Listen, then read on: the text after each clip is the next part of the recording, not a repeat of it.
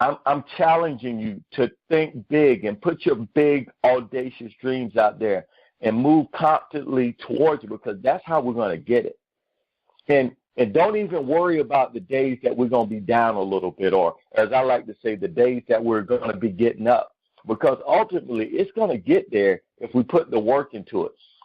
And Steve, you get this. This is this applied faith. Have faith, but faith without works is dead. You know, dream without action is a delusion. Let's just press on it, because this stuff will come true. I've realized over the last couple of days I've been dreaming way too small for way too long, and that I'm going to try to open it up even more. And when you do this, the gifts from heaven will be coming down so overwhelming we won't even have enough pockets to catch it all. And I believe in that. And I'm going to challenge you guys and anybody that's listening to my voice, whether it's today or listening to the sound of my voice in weeks and months and years to come. Let's go out there and get what we really want, because it's ours. We're the king's kids, right? All of us are the king's kids. And everything out there we want, we can go get if we're willing to go get it. Many times we have the tools. Go ahead, Steve. Go ahead. What Leffert just said, Leffert's got a whole series of shows on the last 2 minutes of what Leffert's been talking about. I got to pull back my notes here because I got like 5 different things I was going to try to respond. But the one that I want to go that I think is the higher level is this. When we always talk about applied faith and we talk about James, faith without works is dead. This past week, and part of it, Fabio, is your show. Part of it came from you. You see, even faith without works is dead is saying, okay, we have faith, but we have to put it into action. But I want to go into a deeper place other than between faith and works. I want to tell you this, that after listening to Don Green, who was on my show a couple weeks ago, talking about applied faith, what I'm getting into is that it's more belief than anything else. Once you have faith, it's not just, okay, I have faith. I know the Lord wants me to succeed. He's on my side. He's training me up. I might not experience success until I'm ready. The Lord's going to determine when I'm ready. Then it will happen. All that's true. But what I'm saying is, when we're going through those deserts, when we're going through those droughts, when we're in those valleys, it's the belief, not so much the works. We have to do the works. But I actually got into what I'm saying a lot this past week, because it's like I've had an epiphany that, you know what is the answer that I'm trying to ask other people to share with me and to verbalize? It's hard to verbalize the supernatural. And so what I'm saying is that the simplest that I can tell you that is my course of action, my wife and I went, I think 2 years ago, to a conference of Joyce Meyer. We really like Joyce Meyer because she's just so down to earth. I mean, she's gone through it. She tells it like it is. We really like her. And she said one thing that I held on to that I quote all the time. When you don't know what to do, keep doing what you know is right. And that is where it lies, right there. That's where continue to do the right things that you know are right. Believe in it.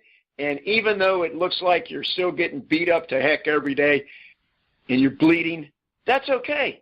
You're not going to bleed to death, because pretty soon you're going to find refreshing waters, and it's all going to happen.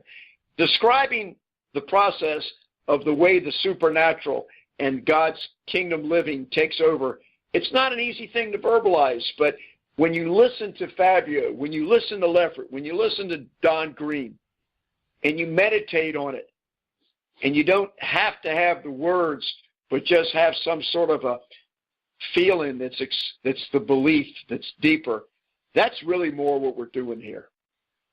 Definitely. I agree with you, and I like that about keep doing what is right, keep doing what you feel in your heart that is right. And it's all about that. And that takes a different level of awareness, I'm pretty sure. That takes the level of awareness of recognizing what is needed from you. I got to confess something to you guys. A couple of weeks ago, I had a really hard time praying. I was having a really hard time praying, and I called Misael, and I said, hey,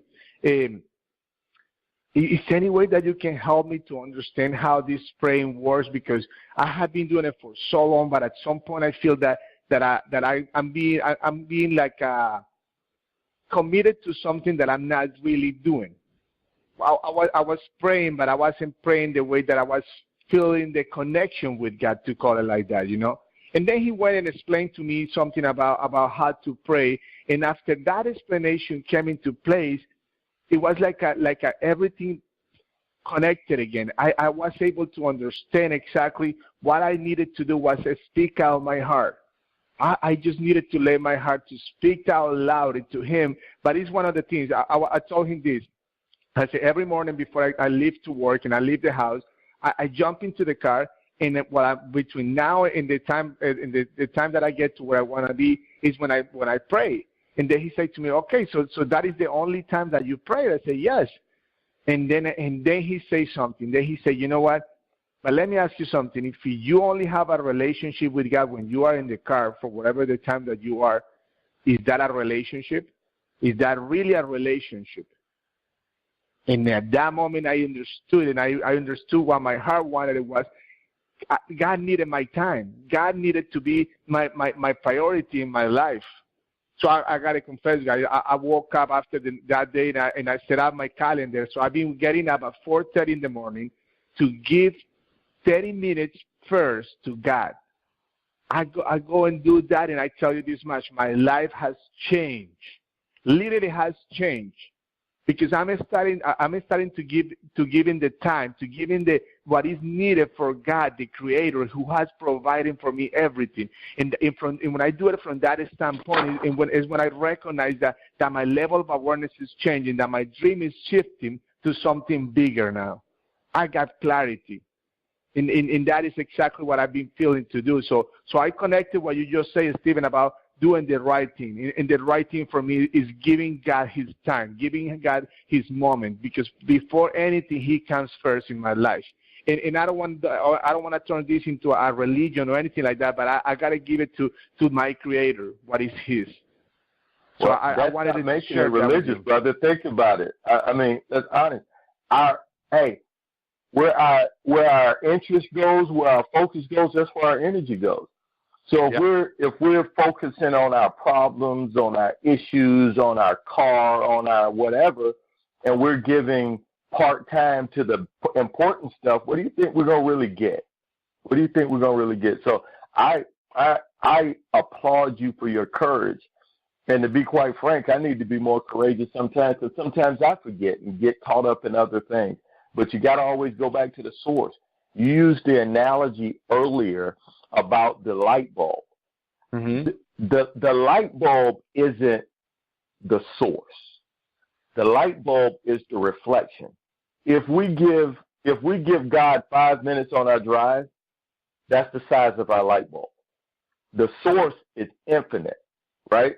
It reminds me of the story of this kid that was out fishing, and this old guy drove past, and he just saw this kid catching these big old fish, and every time he catch a fish, he throw it back, a big fish, he throw it back in the water. He catch a big fish, throw it back in the water. Catch a big fish and throw it back in the water. So the guy was just dumbfounded. He rolled back and stopped the kid and said, "Hey, son, what's going on? Why are you throwing away those big old fish?" "Well, my mama and me only got a little frying pan, so our frying pan isn't big enough for these big old fish. Our frying pan isn't big enough for these big old blessings. Our light bulb is too small for the infinite light that's coming." If we plug into the source, imagine if we plugged into the source, what would happen? And not just plug in when we needed something. This is an emergency, break the glass. The relationship means we plugged into the source all the time. And then we can get whatever out of that source we want. And it's not just the Santa Claus guy that sometimes we play. It's about that source that gives us any and everything we need, and we're connected to this whole universe. Thanks, bro. I really appreciate You hit me in the gut just then, and I appreciate you for it. Thank you, Lefra. So, Stephen, what are all the points that you have from the lesson? Can you share with us anything else that you have in mind that you have captivated by the lesson, and any of the other points that we expressed in that? How about the story? Yeah. What did your wife thought about the story? Oh gosh. Hey, let me pull up some notes for a second. I took some notes. I forgot to pull them up. I'll do that. But I want to tell you one thing while I'm pulling up my notes. I have about 30 things I think I wrote down. I'm going to zap them out for you here. Give me just a second here. Okay. Let's see what I got here. Whoa. All right. Years ago, I had a friend, and when I was first really getting mentored as a Christian, and he told me something that's the same thing that your show was. He said, Steve, everybody makes this mistake. They think that reality is the world that we're living in, and that they're praying and they're trying to get to a spiritual place. He said they have it backwards. The reality is the spiritual place, and whenever you fall out of that, pick up your foot and go back into it. And that was a beautiful thing, and that parallels your show. I used to be Jewish, and I was very, very good friends with a man named Rabbi Panitz, who was very, very beautiful. And he used to always say, Steve, whatever you do in life, always take the high road. Don't go down to that base level where a lot of people live. We always want to just be transparent. My mother was very, very much close to God, and she used to always say that, you know, we have to accept life's hardships. And when I was young, I had this thing that in some early teachings of mine in my martial arts, it was this thing that I called Gungatwa. It's just a name I made up, and basically it's that there is always going to be something come at you in life that's pain. There's always going to be something. When you heal, if you've got an injury in one part of your body, it's just a matter of time before it shifts to another part of your body. You always have to be accepting that life is hard and that there's a higher place we should be. We should all just love, I don't know. I got so much here. Experience the glow, the radiance of inner beauty, our own frailty, our weaknesses. We're all in the same arc. It's so much bigger than us. Life is temporary. Heaven is eternal. And this too shall pass. Don't sweat the small stuff. The Beatles say it as much as I like it. I use the Beatles quote a lot, the song from the end. And the love you take is equal to the love you make. It's, help others reach their goal. And then when you do that, your goals will be there. You'll succeed also. Success is, I said this forever when I was young, success is a byproduct of living a lifestyle. That's good. You want to be where you want to be. I already quoted the Joyce Myers, but it ended up in Proverbs 3:5-6. Trust the Lord with all your heart, and all your ways acknowledge Him, and He will make your path straight. So one of the other things that I got out of the show was about self-actualization. So I'm familiar with Maslow my whole life, and I've always sought to be at the highest level of self-actualization. And so I Googled Wikipedia, and I recommend this for everybody. Under the Wikipedia of Maslow, there's a section in there where he describes the self-actualizing characteristics. And it is the most beautiful thing that your show led me into. So I pulled that up, and I pulled it out, and I discussed it with my wife for about 45 minutes the other morning, and it gave us some of the most beautiful conversation about what life really is and what it's supposed to be that we've ever had. So I've got that here. The show's only 10 more minutes, so I'll hold on to it. But it talks about all these characteristics of people that are self-actualized. So in closing, what I want to say is what you guys are doing to wake people up and to help people find what it is that they are made to be, that God created us to be. It is just one beautiful thing. And I'd like to tell you that, so what is a church? We always talk about religion.